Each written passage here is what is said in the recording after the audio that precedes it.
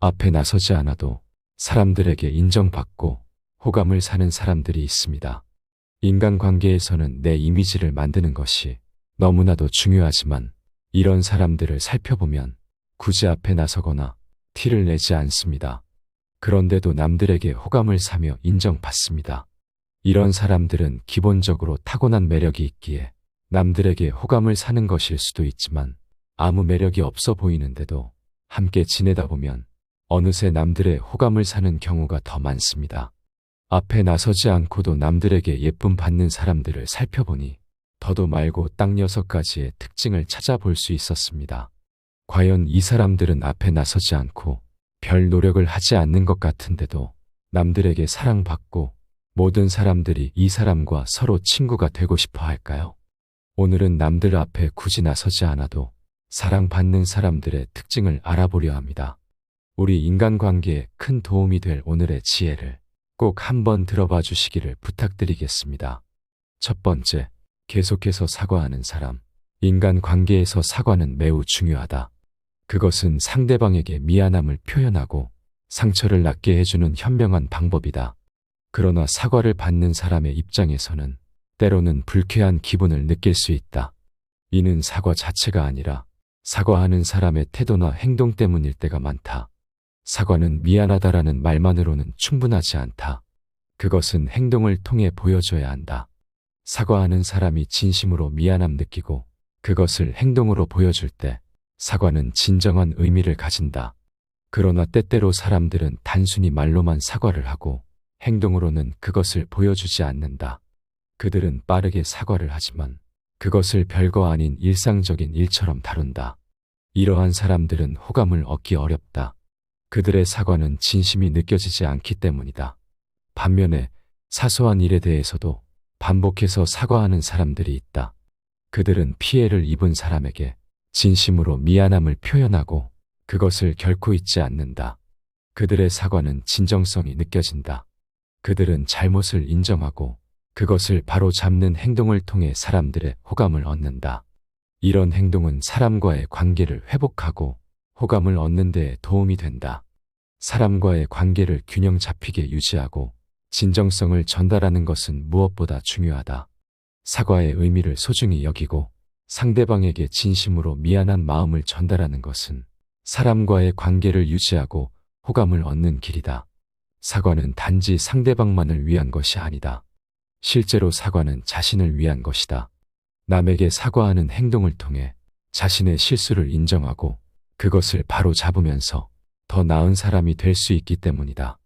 이 과정을 통해 우리는 자신의 잘못을 인정하고 그것을 바로 잡는 현명한 자세를 배울 수 있다. 사과는 상처를 준 사람에게도 위로가 될 수 있다. 그것은 잘못을 인정하고 그것을 바로 잡는 첫걸음이다.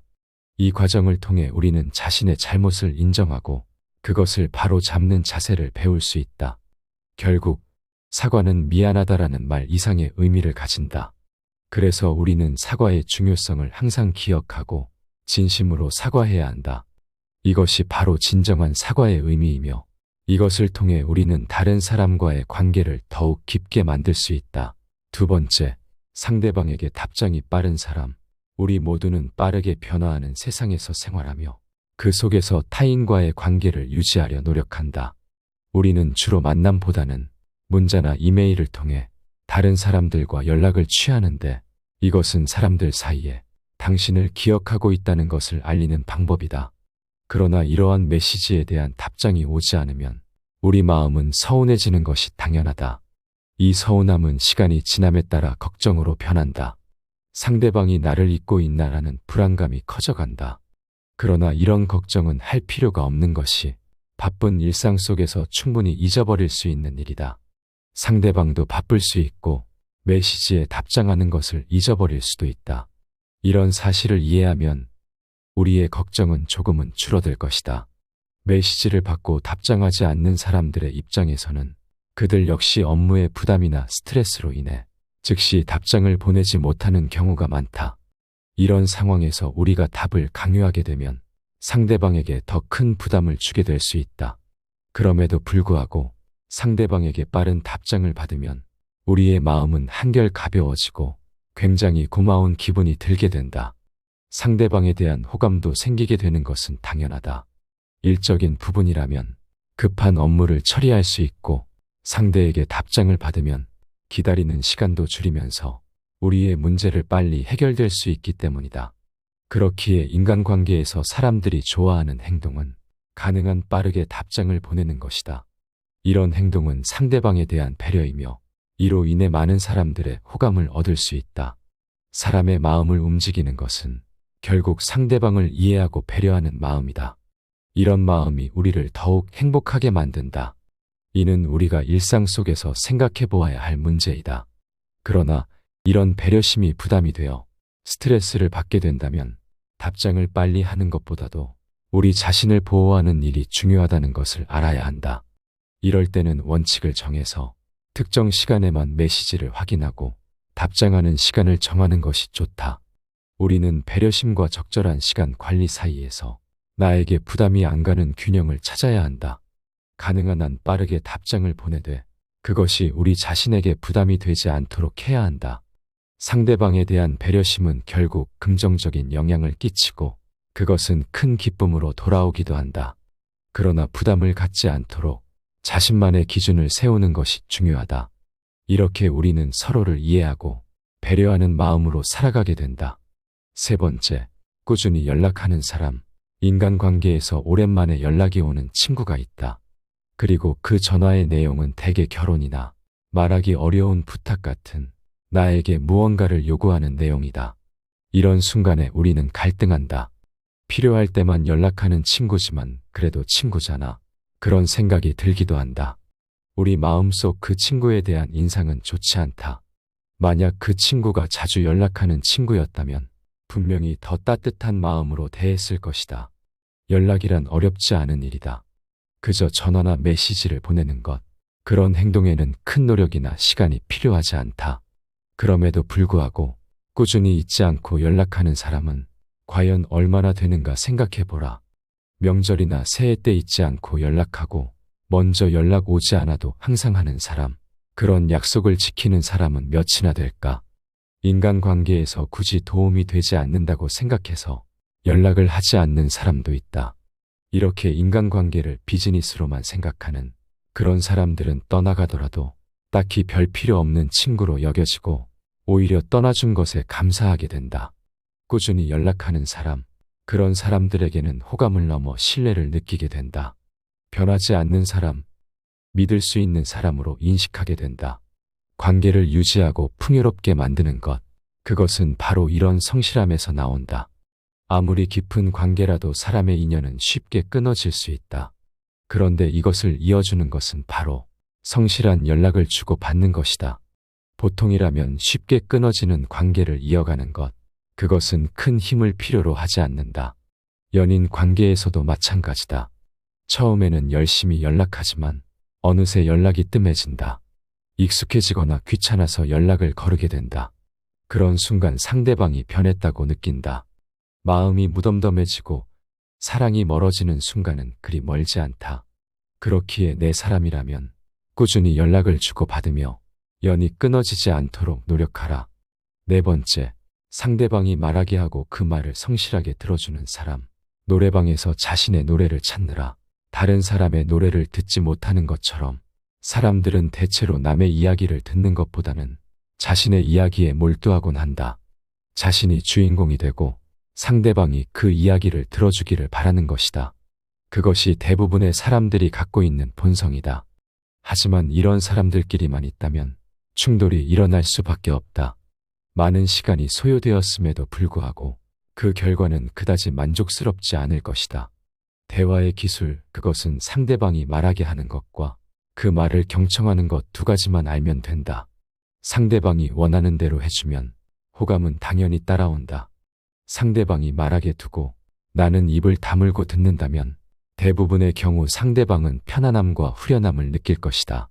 우리는 보통 여러 사람들끼리 대화를 하다 보면 쉽게 중간에 말을 끊거나 다른 사람의 이야기에 휩쓸려서 말하는 사람의 감정이 희석되곤 한다.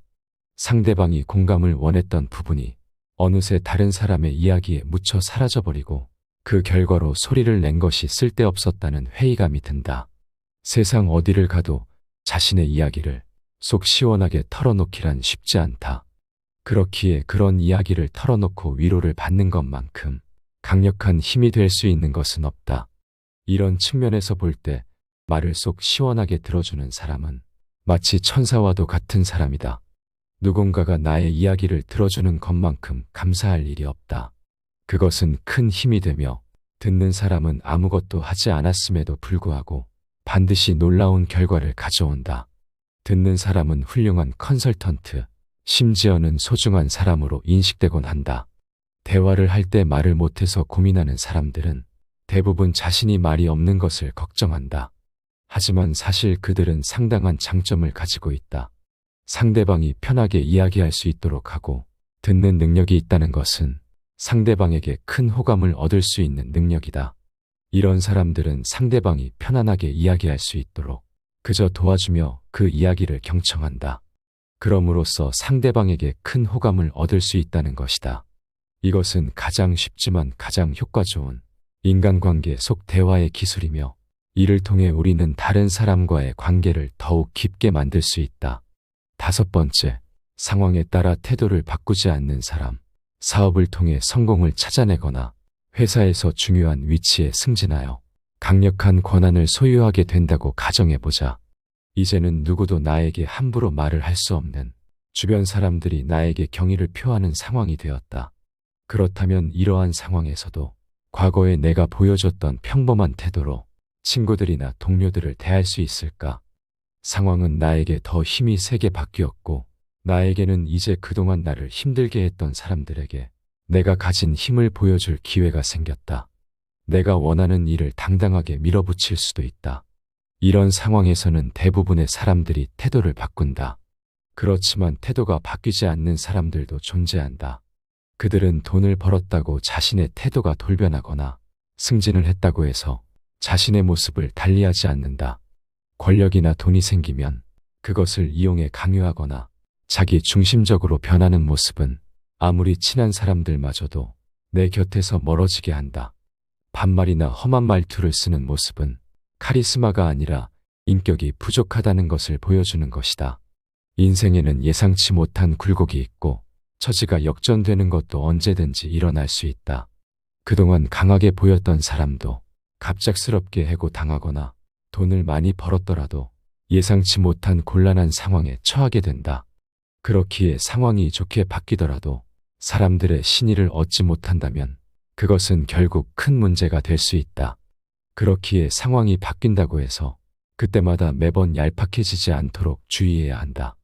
인간관계에서 상황에 따라 태도를 바꾸지 않는 사람, 그것은 끝까지 믿을 수 있는 사람이다. 사실 태도를 바꾸지 않는 것은 생각보다 쉽지 않다. 과시욕이나 지배욕의 매력이 너무 크기 때문에 쉽게 태도가 변할 수 있다. 하지만 그렇게 어렵기에 더더욱 태도를 바꾸지 않는 사람이 돼야 한다. 어려우면 어려울수록 가치가 높아지고 상대방에게 인정받고 더 드높여지기에 내 상황이 점점 좋아질수록 더 많이 경계하고 행동을 바꾸지 마라. 6번째, 사소한 약속이나 빚도 잊지 않는 사람. 돈을 빌려줄 때 그 금액이 얼마나 큰지 작은지에 대한 부분은 인간관계에서 전혀 중요하지 않다. 액수와 상관없이 그것을 갚는 태도는 빌린 사람의 성격을 말해주는데 더할 나위 없이 충분하다. 얼마나 작은 금액이든지 간에 그것을 갚는다는 것은 그 사람이 어떤 사람인지를 보여주는 것이다. 그것이 그 사람의 책임감과 신뢰성을 대변하는 것이다. 그럼에도 불구하고 소액이라고 해서 갚지 않아도 될 것이라는 한심한 생각을 가지는 사람들이 있다.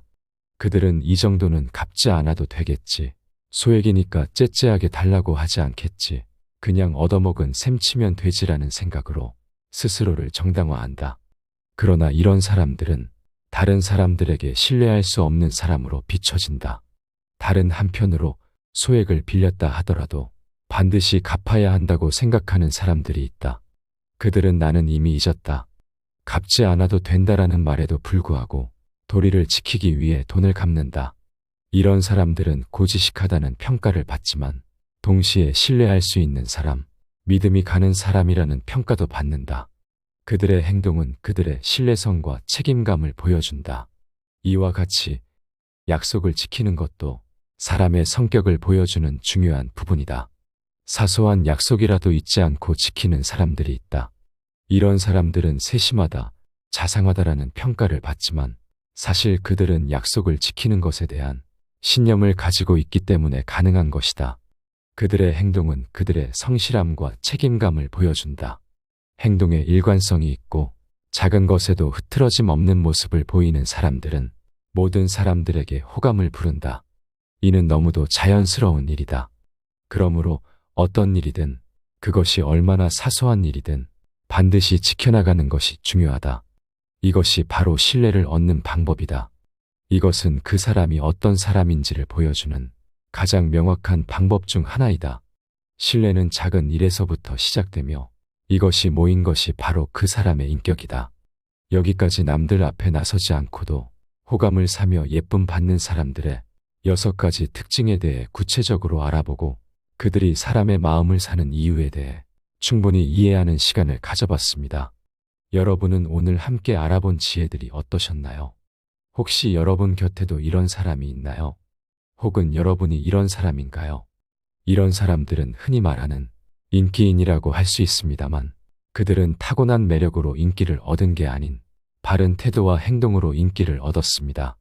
그렇기에 우리 모두가 다 남들에게 호감을 사는 사람이 될 수 있다고 생각하는데요. 여러분의 의견은 어떠신지 댓글로 남겨주시면 감사하겠습니다.